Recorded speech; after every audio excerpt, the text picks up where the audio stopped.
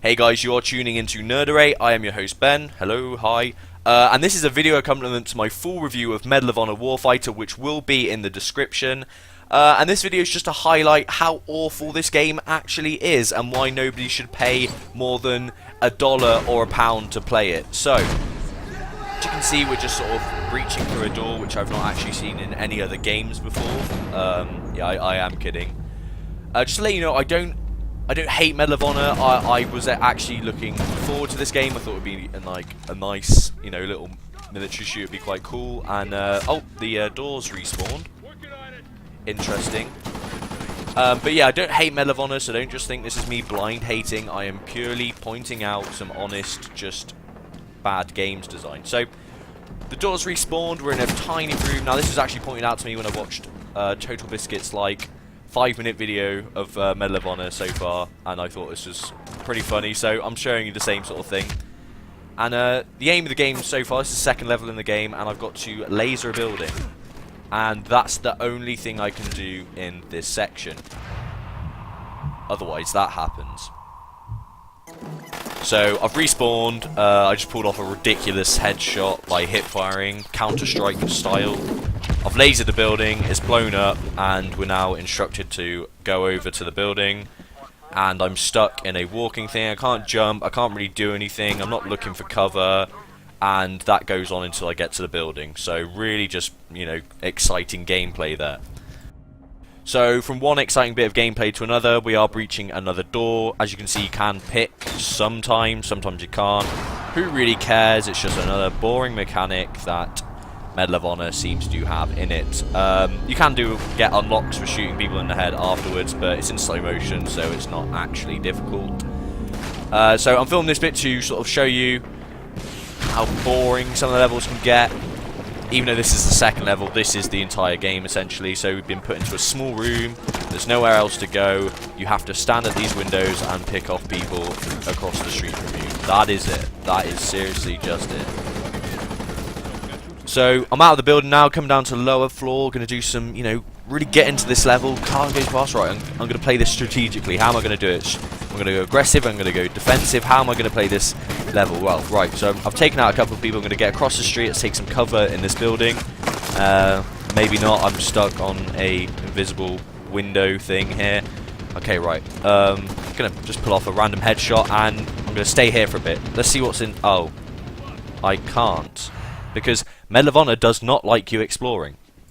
In fact, Medal of Honor doesn't like you deviating on any sort of path. Here, look, I think I killed a turret guy. Maybe I didn't. Looks like I did. Okay, try it with an assault rifle.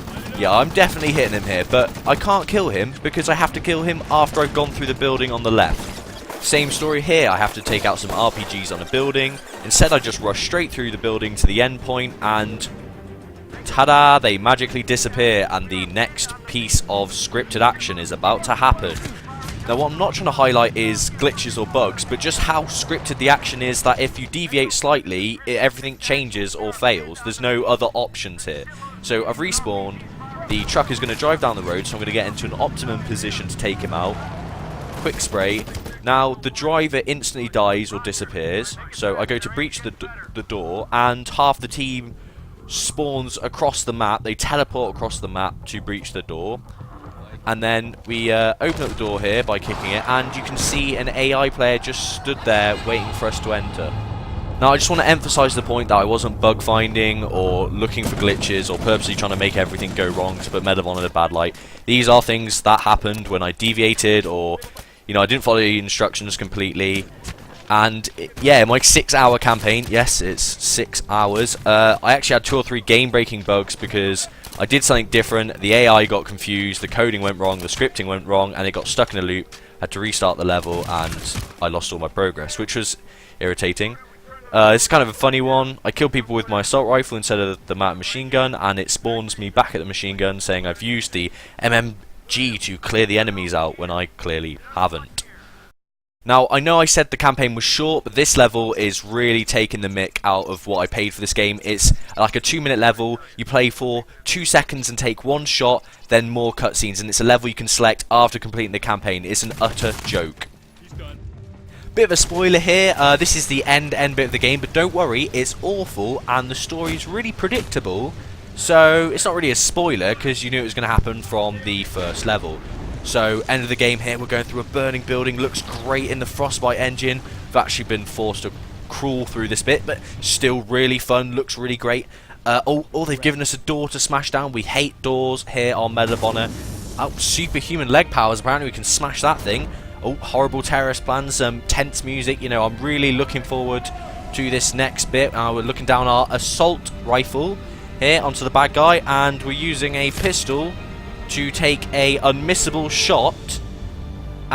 What's happening next? It's going black. The end cutscene and credits. Cool, okay. Now, a lot of people said that Danger Close focused more on the multiplayer than they did on the single player, and this seems to ring true because the multiplayer is slightly better than the awful campaign. But a lot of people got annoyed at critics for focusing too much on the single player in reviews, but that's because there's simply not that much to talk about in Medal of Honor's multiplayer. It has a nice buddy spawn system that helps teamwork, a good amount of customization for your weapon, and the ability to pick a tier 1 soldier from a number of countries was also cool.